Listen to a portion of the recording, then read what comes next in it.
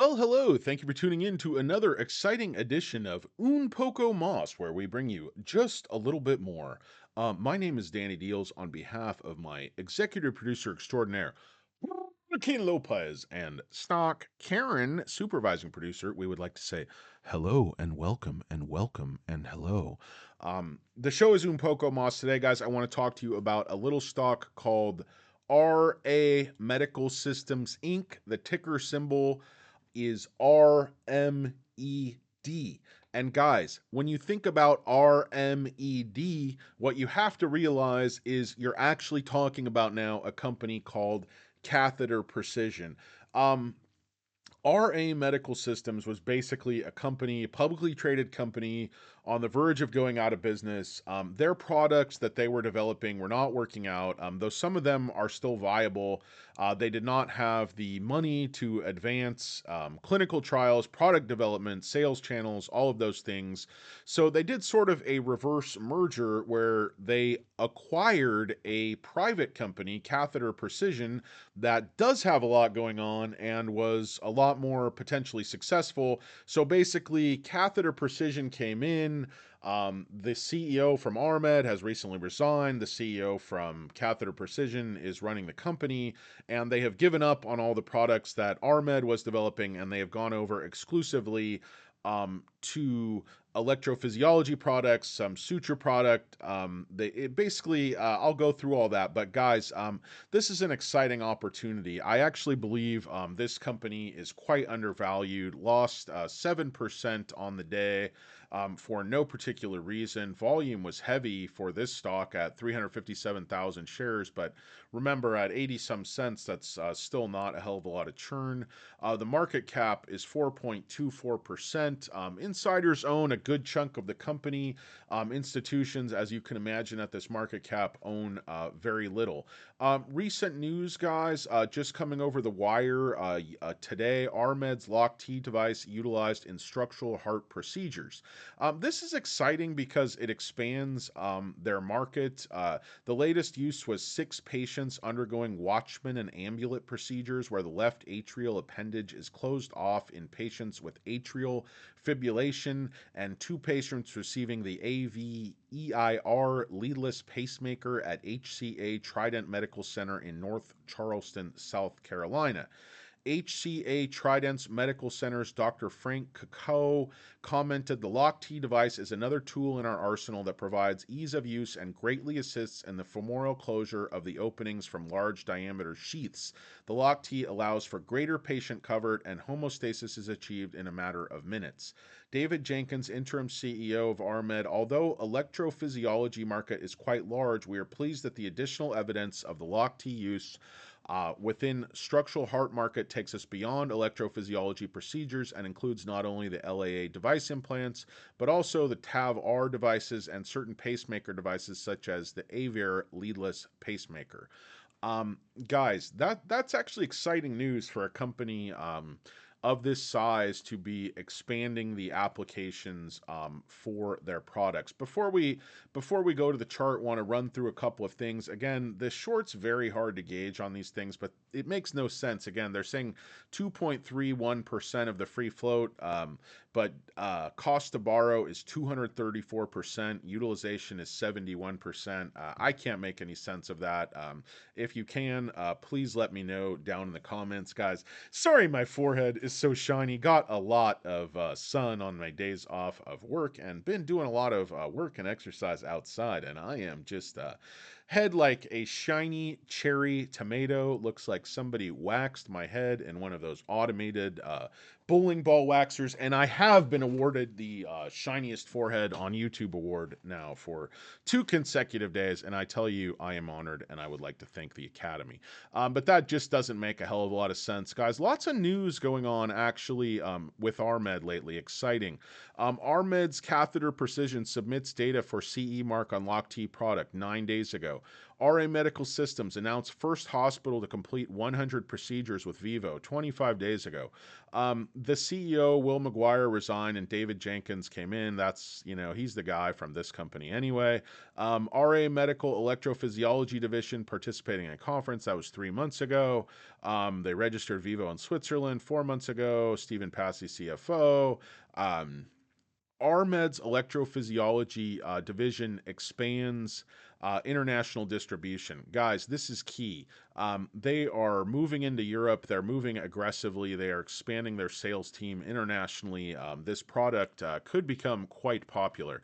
And this was a news we're talking about. This is Bazinga Pro, June 12th, 2023. So this is,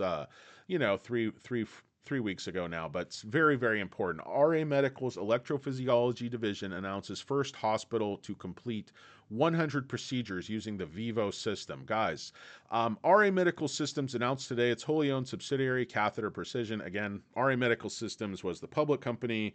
They did sort of a reverse merger with this Catheter Precision. Now, basically, Catheter Precision's operations are ongoing as the public company, RA Medical Systems, and RA Medical System products have been put on the shelf. Not just the back burner, but like out the back door. They may bring those back at some point when they have the resources to do so, because some of those products were promising. But anyway, right now we're going with the products from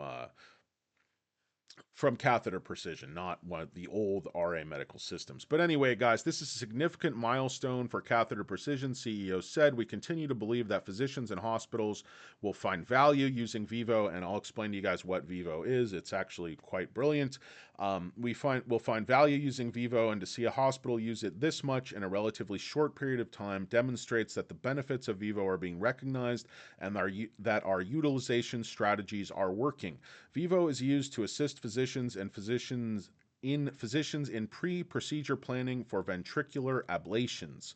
When used in advance of the procedure, Vivo can provide additional information to the physician about the patient's heart to streamline what are often long and complicated procedures lasting up to 5 hours. Dr. Sean Mazer, MD, clinical electrophysiologist at the Heart Hospital of New Mexico and president of the New Mexico Heart Institute Loveless Medical Group, says, "We have implemented Vivo in all of our PVC ablations." I don't know if that's how you say that. Ablations. Anyway, galoshes. It has helped speed up and improve the workflow for our most difficult procedures. It has also improved the chances of successful ablation for the patients. Some of these arrhythmias were not treatable without Vivo. Boy, that is a critical statement from this guy who is obviously quite a, so-and-so in the industry, this big doctor. He probably has a suit in an office. This guy probably doesn't have to eat lunch in a cafeteria. Probably doesn't have to wear a name tag, but if he does, it says MD by it. So that's the good kind, not the kind you get like me working the gas station or the Walmart greeter station. Catheter Precision recently built out a direct sales team in early 2023 to expand upon the successful but limited launch and to expand its footprint across the United States. Guys, just a little bit about Catheter Precision. The global electrophysiology market is $6.8 billion in 2020 and rising year over year, expected to increase over $10 billion in 2026. Catheter Precision is targeting the ventricular ablation segment of the catheter ablation market, which is expected to grow to $6.4 billion by 2026. Whoa, hello. This company's undervalued, guys. I would buy me some. I don't give you advice, but buy it. It's not advice. It's never advice. I'm not qualified. I'm just a complete idiot. Buy the stock. Buy you some RMED. Good company, very, very undervalued. Rapid expansion could be in the works, particularly with the partners and funding. Get something off the ground, get something moving. It's a large and rapidly growing sector. Applications provide treatments for many cardiac arrhythmias. The most well-known are atrial fibrillation, I always say these terms wrong, ventricular tachycardia, VT or AF for short, and for dumb people who like myself who can't pronounce the words. Oftentimes these arrhythmias are treated with medication or a procedure called cardiac ablation. Physicians and innovators are exploring ways to make the ablation procedure shorter, safer, and more effective over time. And that's where this company comes in, guys. If you're talking about Vivo, how does it work? It's a pre-procedure arrhythmia localization. It basically saves the doctor's time during the surgery because they don't have to search around for what's going on. They know exactly what's going on with this Vivo, a proprietary, non invasive 3D imaging system that enables physicians to identify the origin of arrhythmias pre procedure, streamlining workflow and reducing overall procedure time. So this is going to save hospitals money. It's going to save patients money. It's going to save insurance companies money, and more importantly, it's going to make the actual outcomes for the patients better. It's probably not probably, it's definitely going to save lives, guys. They're already talking about they won't do certain procedures without the Vivo in that last hospital. So Vivo uses standard clinical inputs and proprietary algorithms to create patient-specific anatomy and provide a 3D image of the heart with a superimposed activation map, accurately identifying the earliest onset of the arrhythmia. They're basically able to pinpoint this thing, guys, with a proprietary algorithm that uses this 3D modeling from a CT or MRI. Okay, so that's the steps, guys. CT or MRI creates a patient-specific model of the heart and torso. Then they place these 12 leads, ECG electrodes on the patient's torso. It's like a 3D camera.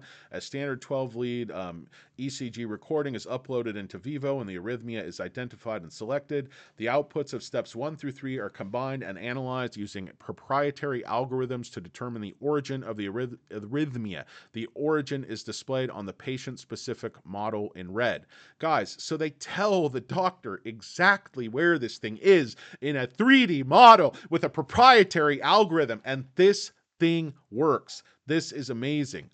This is absolutely amazing. And guys, the company is at a $4 million market cap. And on top of that, they also have the Lock-T device. Lock-T is a suture retention device intended for wound healing and distributing suture tension over a larger area in the patient in conjunction with a figure of 8 suture closed to temporarily secure sutures. What they are saying, I don't want to hear from David Jenkins, executive chairman. You're in the bag, buddy. We already know you think it's great.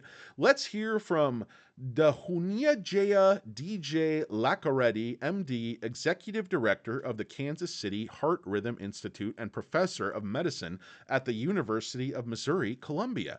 Guys, I saw the Kansas City Heart Rhythm Institute in concert. I think it was 1985. They opened up for Shaka Khan. Hell of a show. Hell of a show. I had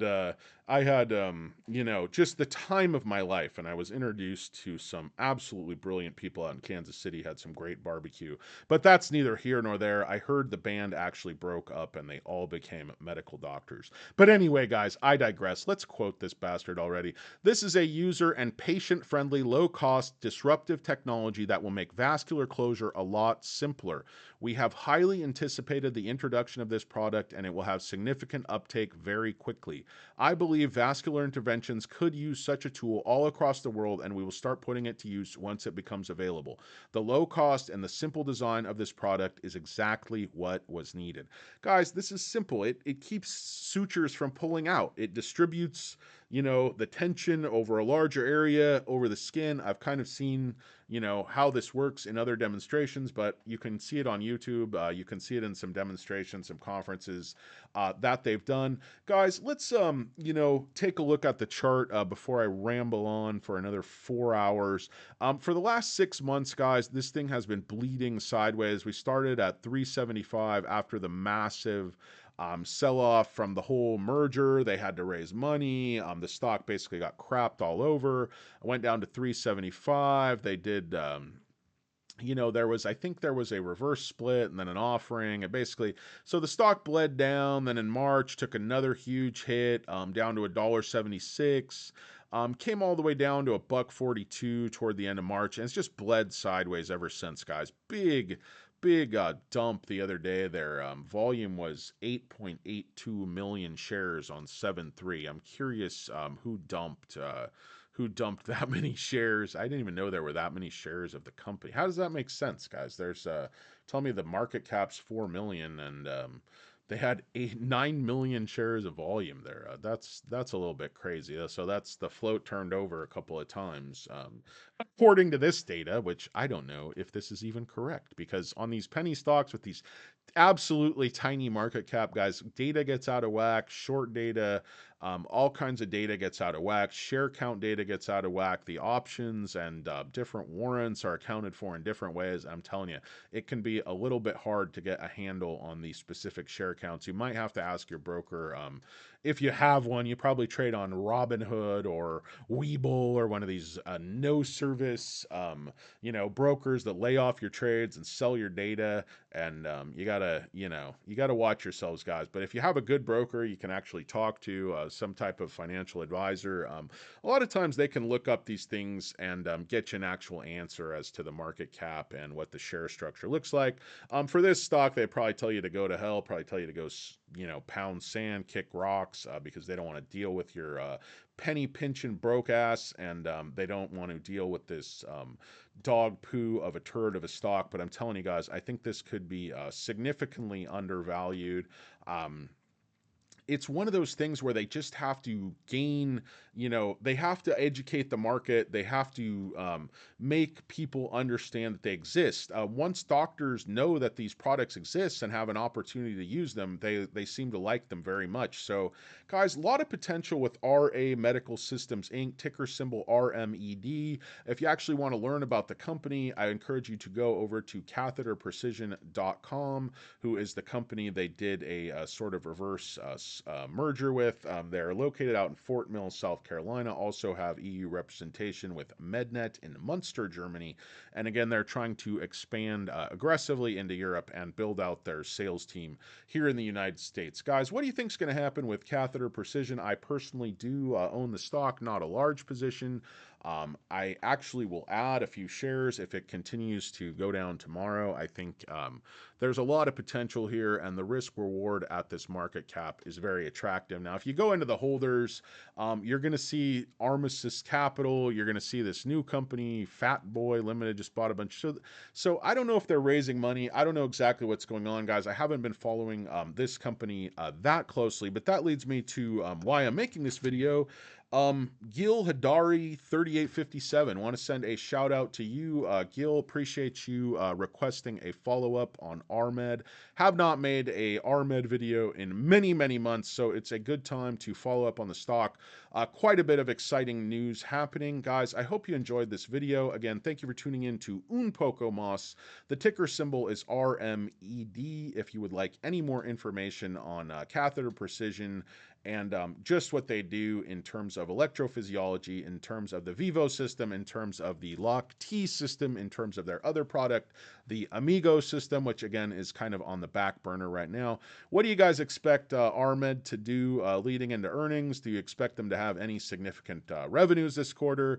Guys, I'm going to get a little bit deeper into this company as we go, but again, down 6 cents could be an excellent opportunity if you want to own the stock.